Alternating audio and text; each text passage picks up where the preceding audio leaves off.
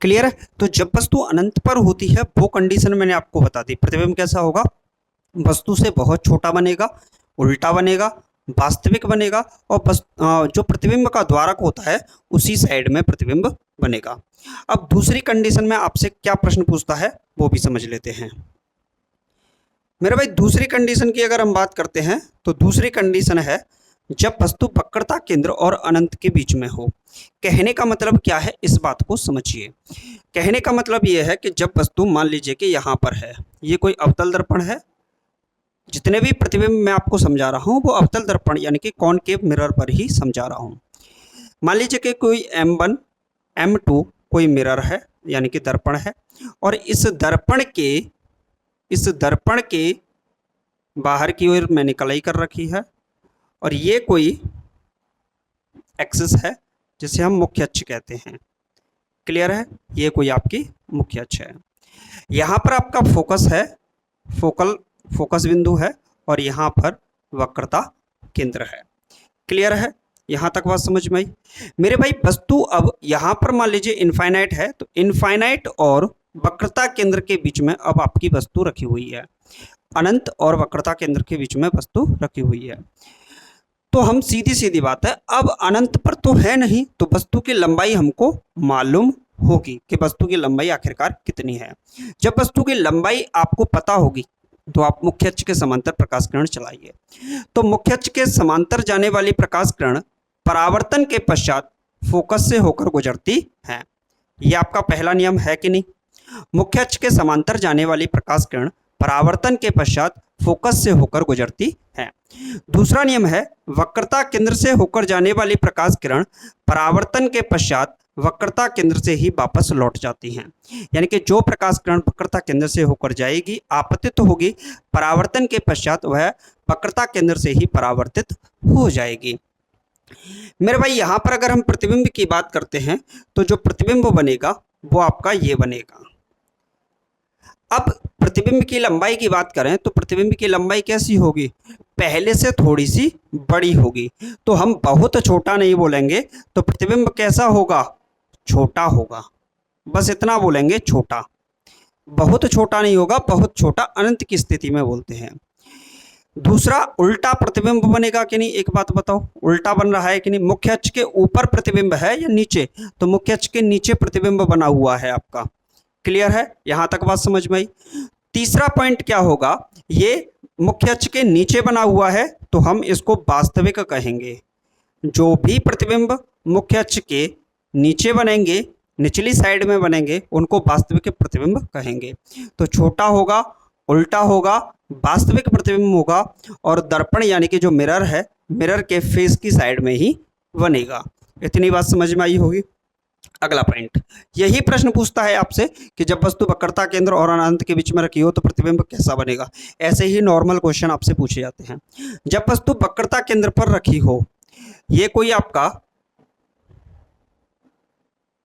अवतल दर्पण है, और इस अवतल दर्पण की ये मेन एक्सिस है जिसको हम मुख्य अक्ष कहते हैं। मुख्य अक्ष की बात करें तो मेरे भाई इस मुख्य अक्ष पर ही ये आपका फोकस हो गया, और ये आपका वक्रता केंद्र हो गया। इसको हम क्या बोल देंगे, दर्पण का ध्रुव, जिसे हम पोल के नाम से जानेंगे। अब कोई वस्तु हमने अनंत पर रख ली, अनंत और वक्रता केंद्र के बीच में रख ली। अब हम वस्तु को कहाँ पर रखेंगे, वक्रता केंद्र पर ही रखेंगे। मान लीजिए कि ये कोई वस्तु है, हमने इस वस्तु को वक्रता केंद्र पर ही रख दिया। अब वस्तु कहाँ रखी हुई है, वक्रता केंद्र पर। तो हमें वस्तु की लंबाई पता होगी कि नहीं, जरूर पता होगी। तो मुख्य अक्ष के समांतर एक प्रकाश किरण जाएगी और परावर्तन के पश्चात फोकस से होकर गुजरेगी। मुख्य अक्ष के समांतर आपतित होने वाली प्रकाश किरण परावर्तन के पश्चात फोकस से होकर गुजरती हैं। यह नियम आपको पता होगा। दूसरा, अब यहां पर अगर हम बात करते हैं तो क्या ऐसा हो सकता है कि हम वक्रता केंद्र से होकर प्रकाश किरण को गुजरने दें, आपतित तो होने दें, ऐसा तो नहीं हो सकता। तो इस कंडीशन में हम फोकस से होकर ही गुजारेंगे, और फोकस से होकर जाने वाली प्रकाश किरण मुख्य अक्ष के समांतर हो जाती हैं। मुख्य अक्ष के समांतर फोकस से होकर गुजरेंगी, और फोकस से होकर जाने वाली प्रकाश किरण मुख्य अक्ष के समांतर हो जाएंगे। तो यहाँ पर अगर हम प्रतिबिंब की बात करें तो प्रतिबिंब जो बनेगा वो ये बनेगा। ये जो प्रतिबिंब होगा वो लगभग क्या, ये मान ही लीजिए लगभग आपके वस्तु की लंबाई के बराबर ही होगा। तो मेरे भाई प्रतिबिंब होगा कैसा, उल्टा होगा या सीधा? तो पहली कंडीशन में आपका प्रतिबिंब उल्टा होगा। दूसरा, वास्तविक होगा या आभासी होगा? तो आपका जो प्रतिबिंब होगा वो वास्तविक बनेगा, क्योंकि मुख्य अक्ष के नीचे आपको देखने को मिल रहा है। तीसरी कंडीशन क्या है, वस्तु के बराबर होगा। कैसा होगा? वस्तु के बराबर, यानी कि वस्तु की जो लंबाई होगी उस लंबाई के बराबर ही आपके प्रतिबिंब की लंबाई होगी। यहां तक बात समझ में आई? यदि कोई वस्तु वक्रता केंद्र पर रखी है अवतल दर्पण में, तो उसके प्रतिबिंब की प्रकृति क्या होगी? उल्टा, वास्तविक और वस्तु के बराबर। इतनी बात क्लियर हुई कि नहीं, समझ में आया? क्लियर। चलिए अब नेक्स्ट वाला जो क्वेश्चन रहेगा वो क्या रहेगा, अगला पॉइंट रहेगा इसमें, जब वस्तु वक्रता केंद्र तथा फोकस के बीच रखी हो। मेरे भाई हम वस्तु को वक्रता केंद्र और फोकस के बीच में रख देते हैं। ये कोई अवतल दर्पण है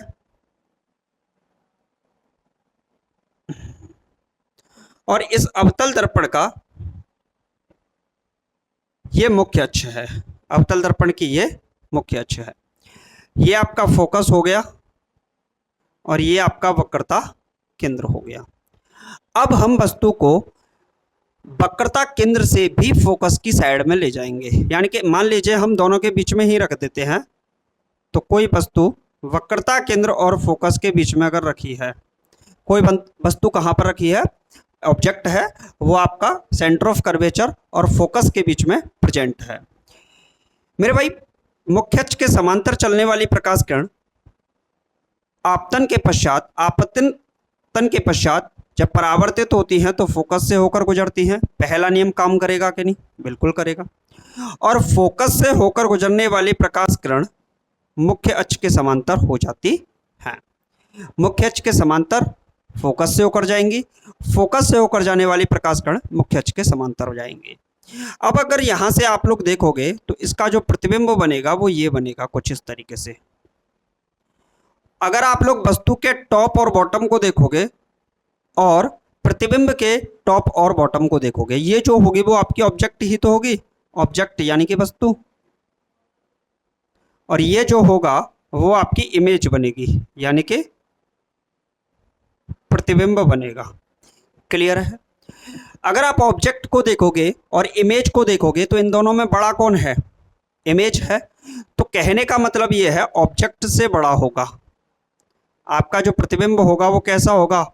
ऑब्जेक्ट से बड़ा, वस्तु से बड़ा होगा। पहली कंडीशन ये रहेगी।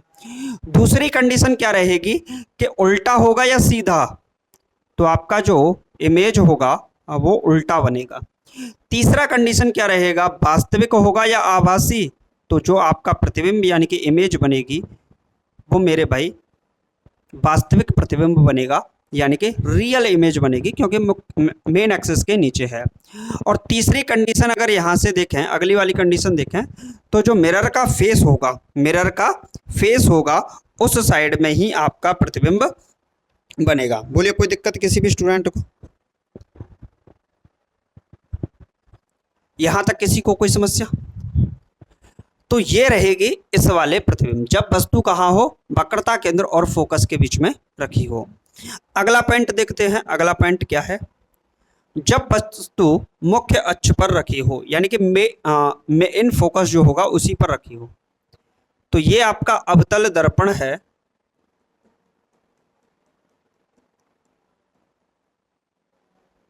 और ये आपकी मेन एक्सिस है, यानी कि मुख्य अक्ष है। और कोई वस्तु है, यहाँ पर आपका सेंटर ऑफ कर्वेचर C हो गया, यहाँ पर आपका फोकस F हो गया, और यहाँ पर ही आपकी कोई वस्तु फोकस पर रखी हुई है। क्या है? वस्तु रखी हुई है। अब इस कंडीशन में अगर आप लोग देखोगे तो हमको वस्तु की लंबाई तो पता है भाई, वस्तु की लेंथ क्या है, पता है कि नहीं? तो मुख्य अक्ष के समांतर चलने वाली प्रकाश किरण परावर्तन के पश्चात क्या होगा? फोकस से होकर गुजरती है, इतना हमको पता है। चूंकि अब हम फोकस से होकर भी प्रकाश किरण को नहीं गुजार सकते। भाई ऐसा तो हो नहीं सकता कि अब जो प्रकाश किरण है वो फोकस से होकर ही निकल जाए, आपतित हो जाए, ऐसा तो हो नहीं सकता। तो ऐसी कंडीशन में आप लोगों को एक प्रकाश किरण ऐसे लेनी पड़ेगी जो वापस लौटकर वक्रता केंद्र से ही जाए, जो वापस लौटकर वक्रता केंद्र से ही होकर गुजरे। क्लियर है?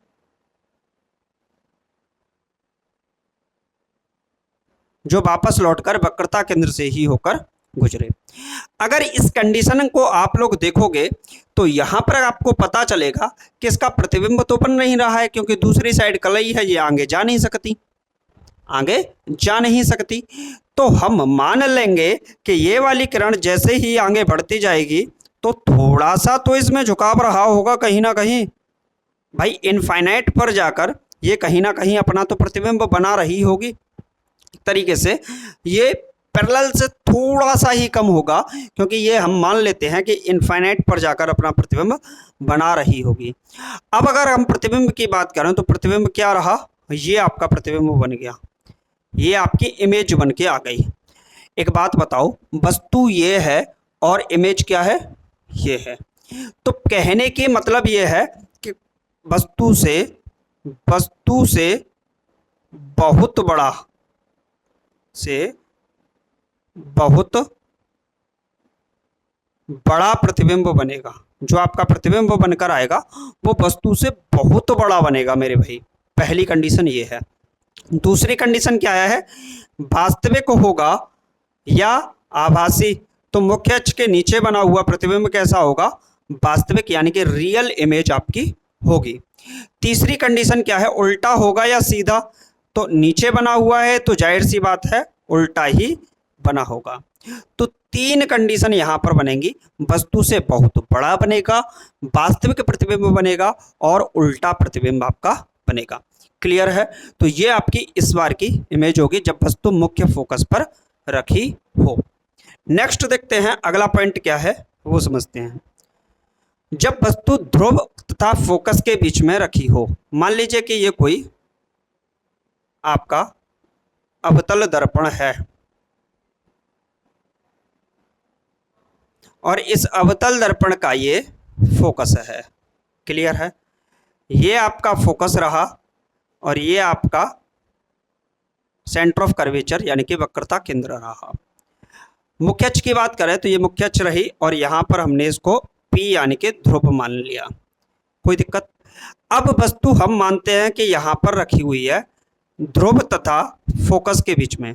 जब वस्तु कहाँ हो, फोकस और ध्रुव के बीच में रखी हो, तो मेरे भाई ये रहा पोल और ये रहा फोकस। तो हम एक बात जानते हैं और वो बात बहुत आसान है। क्या हम वस्तु की लंबाई जानते हैं? बिल्कुल जानते हैं। क्या हम वस्तु की लंबाई जानते हैं? जी हाँ, बिल्कुल जानते हैं। तो मुख्य अक्ष के समांतर चलने वाली प्रकाश किरण परावर्तन के पश्चात फोकस से होकर गुजरेंगी।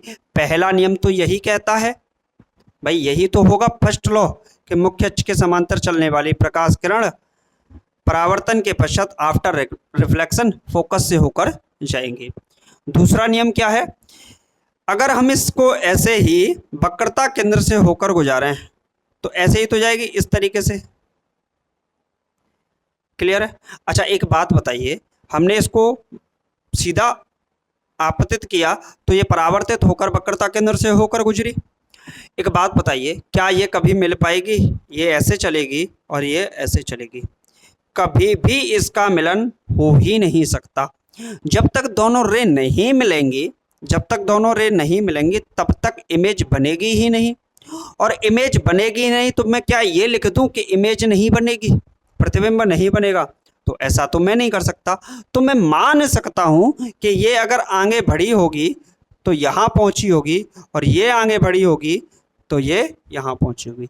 यानी कि ये जो जा रही है परावर्तित किरण, इसी को मैं बैक मारने की कोशिश करूं तो ये मान सकते हैं कि ये यहाँ पर मिल रही होंगी। और जब ये यहाँ मिल रही होंगी तो इसका क्या प्रतिबिंब ये नहीं बनेगा, ये प्रतिबिंब बन जाएगा, बनेगा क्या नहीं?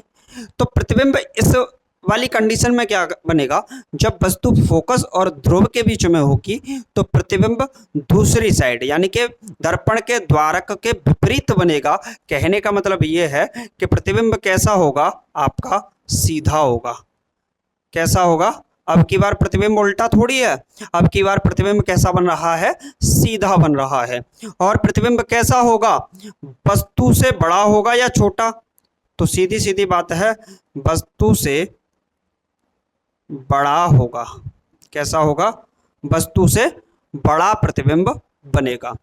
तीसरी कंडीशन क्या है, आभासी होगा या वास्तविक होगा। एक बात बताओ, सीधी सीधी रियल रे तो मिल ही नहीं पा रही थी, हमने इसका आभास किया कि हो सकता है ये आगे गई हो, अगर कलई ना हुई हो तो ये आगे पहुंच सकती हैं।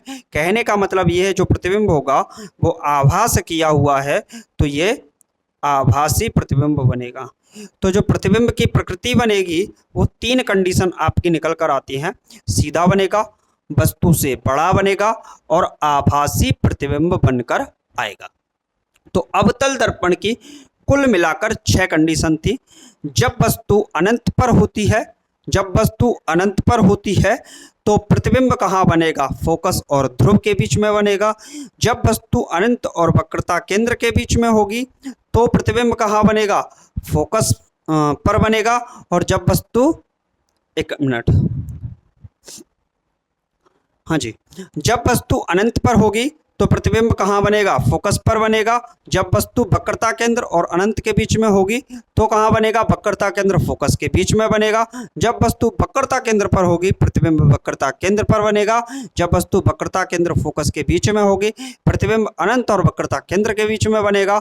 जब वस्तु फोकस पर होगी प्रतिबिंब अनंत पर बनेगा। जब वस्तु फोकस और ध्रुव के बीच में होगी प्रतिबिंब दर्पण के मिरर के दूसरे साइड में बनेगा और आभासी प्रतिबिंब इमेजिनरी इमेज बनेगी, यानी कि आभासी प्रतिबिंब आपका बनकर आएगा। कुल मिलाकर अवतल दर्पण की 6 कंडीशन थी, मैंने आपको एक एक करके 6 की 6 कंडीशन पढ़ा दी हैं। अब अगला जो पॉइंट आता है वो आता है उत्तल दर्पण का। मेरे भाई उत्तल दर्पण की अगर हम बात करते हैं, उत्तल दर्पण की बात करते हैं तो ये रहा आपका उत्तल दर्पण। अगर मैं उत्तल दर्पण बनाने की कोशिश करता हूं तो इस तरीके से आपका उत्तल दर्पण बनेगा।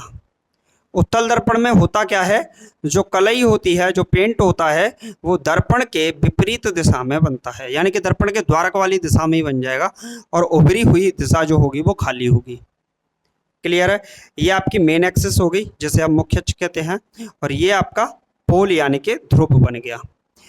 यहाँ पर आपका फोकस होगा और यहाँ पर आपका वक्रता केंद्र होगा। क्लियर है, यहाँ तक किसी को कोई समस्या आई हो तो बताओ। अब मान लेते हैं कि यहाँ पर कोई वस्तु रखी हुई है इस जगह पे, और ये जो वस्तु है वो ये है।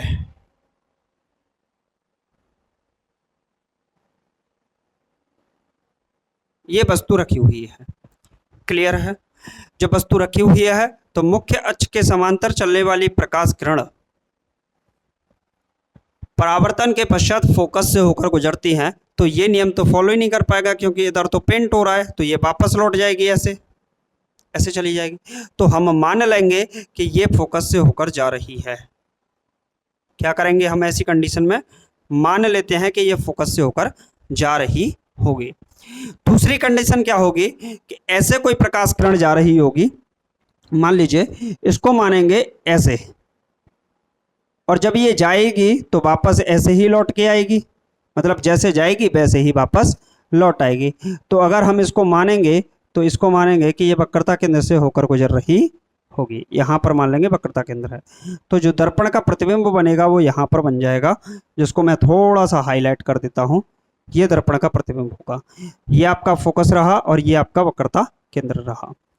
क्लियर है, यहाँ पर अगर हम बात करते हैं मेरे भाई, तो जो दर्पण का प्रतिबिंब बनकर आएगा, दर्पण का जो प्रतिबिंब बनकर आएगा वो वस्तु से बड़ा होगा या छोटा होगा, पहली कंडीशन ये आपसे पूछेगा। तो वस्तु से छोटा होगा। कैसा होगा, वस्तु से छोटा प्रतिबिंब बनेगा, पहली कंडीशन तो ये है। कैसा प्रतिबिंब बनेगा, वस्तु से पहली कंडीशन तो यह है वस्तु से छोटा प्रतिबिंब बनेगा। दूसरी कंडीशन यह है सीधा है या उल्टा, सीधा है, सीधा प्रतिबिंब बनेगा। तीसरी कंडीशन ये है कि जो प्रतिबिंब बनेगा वो कैसा होगा, वास्तविक होगा या आभासी, क्योंकि मुख्य अक्ष के जस्ट ऊपर है तो हम मान लेंगे कि प्रतिबिंब कैसा रहा होगा, आभासी प्रतिबिंब बनेगा। कैसा प्रतिबिंब बनेगा, आभासी प्रतिबिंब बनेगा। तो तीन प्रकार की कंडीशन हमने यहाँ पर देखी। तीन प्रकार की कंडीशन में क्या होगा, वस्तु से छोटा होगा प्रकृति, सीधा बनेगा और आभासी प्रतिबिंब बनकर आएगा। ये थे दर्पण द्वारा बनने वाले प्रतिबिंब, ये दर्पण द्वारा बनने वाले प्रतिबिंब थे। यहाँ तक अगर आप लोगों को कोई दिक्कत आई हो तो बताइए, कोई समस्या?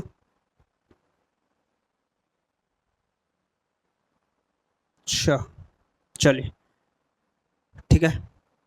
इसकी जो आपकी पीडीएफ है वो आपको मिल जाएगी कहाँ पर, टेलीग्राम चैनल पर, जिसका लिंक वीडियो के डिस्क्रिप्शन में दे रखा है। नेक्स्ट है अवतल दर्पण के उपयोग। उपयोग सीधे सीधे हैं, वो समझ लेते हैं। अवतल अधिक फोकस दूरी व बड़े द्वारक का अवतल दर्पण हजामत बनाने के लिए काम आता है। चेहरे पर दर्पण के ध्रुव फोकस के बीच रखने पर चेहरे का बड़ा सीधा आभासी प्रतिबिंब दर्पण में दिखाई देता है, जिससे छोटे छोटे बाल बड़े दिखाई देते हैं, अतः सेविंग अच्छी तरह से होती है। अवतल दर्पण का प्रयोग किस में करते हैं, तो जो सेविंग में इसका प्रयोग किया जाता है हजामत बनाने के लिए। तो ये जब पेपर आता है तो दो ही शब्द देखने को मिलते हैं, एक सेविंग मिलता है और हजामत बनाना इसमें। दूसरा इसका पॉइंट क्या रहता है, अवतल दर्पण का जो यूज होता है वो डॉक्टर करते हैं, कान को, आँख को, नाक को, दांत को, गले को, इनको देखने के लिए अक्सर डॉक्टर के द्वारा यूज किया जाता है। तो प्रश्न पूछता है डॉक्टर किसका प्रयोग करता है, तो ये पिछली बार प्रश्न पूछा गया था, अवतल दर्पण का प्रयोग करता है आँख, कान, नाक, दांत, गले का के लिए। टेबल लैंपों के शेडों में अवतल दर्पण लगाने पर से थोड़े से अधिक स्थान अधिक प्रकाशित किया जा सकता है। और अगला जो पॉइंट है वो मेन है, और इसको आप लोग इम्पोर्टेंट में डाल लीजिए, ये वाला और ये हजामत बनाने वाला शब्द, ये इम्पोर्टेंट है, यहाँ से पेपर पूछता है।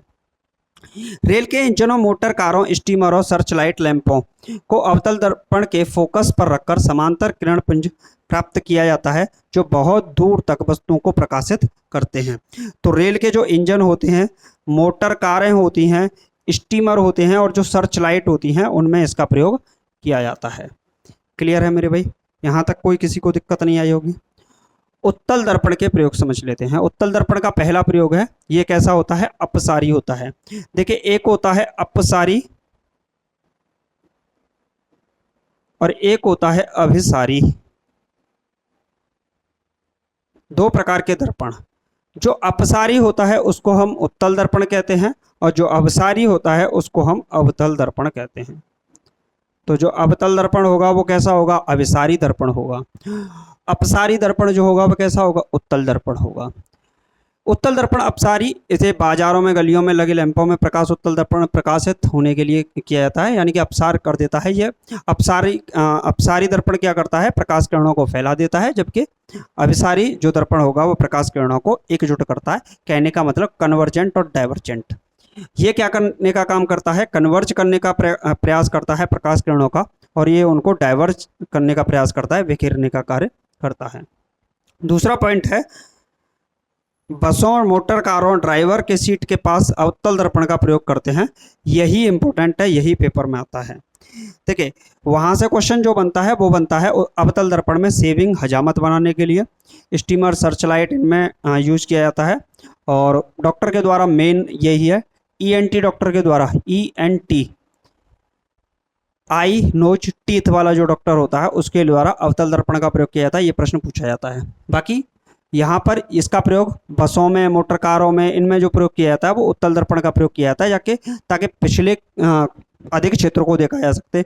मतलब जो बस हैं, ट्रक हैं, ड्राइवर हैं, ड्राइवर जो साइड में लगा होता है वो उत्तल दर्पण ही लगा होता है, ताकि पीछे जो भी आ रहा है वो अधिक क्षेत्र में वस्तुओं को देख सके, क्योंकि ये कैसा होता है, अपसारी होता है, प्रकाश किरणों को फैला देता है। क्लियर है कि नहीं? और क्या करता है, ये वाहनों का सीधा तथा छोटा प्रतिबिंब दिखाई देता है इससे। अगला प्रश्न है, गोलीय दर्पण द्वारा UVF में संबंध। इसको समझ लीजिए। मान लीजिए कि ये कोई दर्पण है, अवतल दर्पण बना देते हैं, और इस अवतल दर्पण की ये मुख्य अक्ष है। क्या है? मुख्य अक्ष। ये आपका फोकस है और ये आपका वक्रता केंद्र है। यहाँ पर मान लीजिए कोई वस्तु रखी हुई है और ये वस्तु प्रकाश किरण ऐसे गई और ये ऐसे गई। ठीक है, ये आपका प्रतिबिंब बन गया। इस प्रतिबिंब को भी मैं हाईलाइट कर देता हूँ थोड़ा सा। ये प्रतिबिंब बन गया। वस्तु जो होगी उसको हम बोलेंगे ओ ओ डैश, और प्रतिबिंब जो होगा उसे हम बोलेंगे I dash I dash. Clear है? वस्तु जो होगी उसे हम ओ ओ डैश, प्रतिबिंब जो होगा उसे आई डैश बोल देते हैं थोड़ी देर के लिए। जितनी भी दूरियां होती हैं वो ध्रुव से ही नापी जाती हैं, यानी पोल से ही नापी जाती हैं। लेफ्ट साइड वाली जितनी भी दूरियां होंगी वो माइनस की होती हैं, राइट साइड वाली जितनी भी दूरियां होती हैं वो प्लस की होती हैं। यानी कि इस साइड में माइनस का साइन लगाते हैं और इस साइड में हम प्लस का साइन लगाते हैं। कोई दिक्कत? वस्तु की जो दूरी होती है, वस्तु की दूरी यानी कि ओ ओ डैश की जो डिस्टेंस होगी वो क्या होगी? यू कहलाती है। आई डैश की जो डिस्टेंस होगी वो क्या कहलाएगी? वी कहलाएगी। यानी कि ध्रुव से वस्तु की दूरी यू, ध्रुव से प्रतिबिंब की दूरी v कहलाती है। चिन्ह के लिए हम माइनस लगा देते हैं क्योंकि ये नेक्स्ट लेफ्ट साइड की है। लेफ्ट साइड में माइनस और राइट साइड में प्लस का सिंबल आता है। यहाँ तक किसी को कोई दिक्कत नहीं होनी चाहिए। इसके बाद अगर हम बात करते हैं मेरे भाई, तो जो वस्तु की लंबाई है इसको हम ओ ही बोल देते हैं और प्रतिबिंब की जो लंबाई है इसको हम आई ही बोल देते हैं। तो हम इसको चेंज भी कर सकते हैं, पी क्यू आर एस के नाम से भी इनकी लंबाइयों को दे सकते हैं। क्लियर है? ऊपर की साइड में पॉजिटिव रहता है और नीचे की साइड में नेगेटिव रहता है। तो जो वस्तु की लंबाई है वो पॉजिटिव, प्रतिबिंब की लंबाई है वो नेगेटिव रहती है। यहाँ तक समझ में आया? अब इसमें जो संबंध है वो समझ लीजिए। ये इसका पूरा फिगर है जो आपको देखने को मिलता है, जो मैंने अभी थोड़ी देर ऊपर बनाया। इसका जो फॉर्मूला होता है, सूत्र होता है, वो समझ लीजिए। फॉर्मूला होता है 1/f बराबर 1/v प्लस 1/u। आप लोग 1/u को पहले लिख दो, 1/v को बाद में लिख दो, कोई फर्क नहीं पड़ने वाला। यानी कि 1/f बराबर 1/v प्लस 1/u, ये इसका सूत्र होता है। क्लियर है? यहाँ तक बात समझ में आई कि नहीं? उत्तल दर्पण द्वारा फोकस दूरी का जो सूत्र है उसका निगमन करने की आवश्यकता नहीं है क्योंकि आप 10th क्लास के स्टूडेंट नहीं है। आपसे सिर्फ सूत्र ही पूछा जाएगा। तो जो सूत्र पिछली बार लिखा था वही सूत्र आपका अब भी है। नेक्स्ट आता है रेखीय आवर्धन। इसका सूत्र पूछा गया है तो मैं यहाँ सूत्र लिख देता हूँ भाई। इसका ये फिगर रहा। रेखीय आवर्धन क्या होता है? प्रतिबिंब की लंबाई और वस्तु की लंबाई के साथ ये रिलेशन को बताता है। क्या बताता है? प्रतिबिंब की लंबाई और वस्तु की लंबाई के बीच का रिलेशन बताता है। तो रेखीय आवर्धन, लीनियर मैग्निफिकेशन इसको कहा जाता है, जिसे हम m से डिनोट करते हैं। मैग्निफिकेशन बोलते हैं रेखीय आवर्धन। प्रतिबिंब की लंबाई, प्रतिबिंब की लंबाई क्या है? ये यहाँ से लिख देते हैं। और ये क्या है? वस्तु की लंबाई। प्रतिबिंब की लंबाई और वस्तु की लंबाई का अनुपात ही क्या कहलाता है? आपका रेखीय आवर्धन कहलाता है। मेरे भाई अगर मैं प्रतिबिंब की लंबाई को बात करूं तो ये ए डैश और ये बी डैश, और वस्तु की लंबाई की बात करूं तो ये ए बी होगी, यानी कि A dash B dash upon A B. यहाँ से अगर बात करें एक और दे सकते हैं v अपॉन यू, यानी कि प्रतिबिंब की दूरी और वस्तु की दूरी का जो अनुपात होता है वो आपका रेखीय आवर्धन कहलाता है। प्रतिबिंब की दूरी और वस्तु की दूरी का अनुपात ही रेखीय आवर्धन कहलाता है। तो ये भी आपको पता होना चाहिए। तो ये सूत्र मैंने आपको बता दिया। यही था प्रकाश के परावर्तन में। एक और है संयुग्मी फोकस, उसको भी बता देता हूं। तो देखिए एक बात याद कर लीजिए, संयुग्मी फोकस, ये प्रश्न पूछ सकता है आपसे। संयुग्मी जो फोकस होता है ये सिर्फ और सिर्फ अवतल दर्पण में बनता है। कैसे दर्पण में बनता है? सिर्फ अवतल दर्पण में बनता है। सिर्फ अवतल दर्पण में क्या बनता है? आपका संयुग्मी फोकस बनता है। बस यहीं तक था। प्रकाश का परावर्तन कंप्लीट हो चुका है। इसके बाद प्रकाश के अपवर्तन को कराएंगे, लेकिन उससे पहले मैं इसके न्यूमेरिकल्स और क्वेश्चंस को भी आपको करा दूंगा ताकि कोई भी क्वेश्चन आपका पेपर में ना छूटे। बाकी मिलते हैं नेक्स्ट वीडियो में। चैनल को सब्सक्राइब कर लीजिएगा। Thank you for watching this video.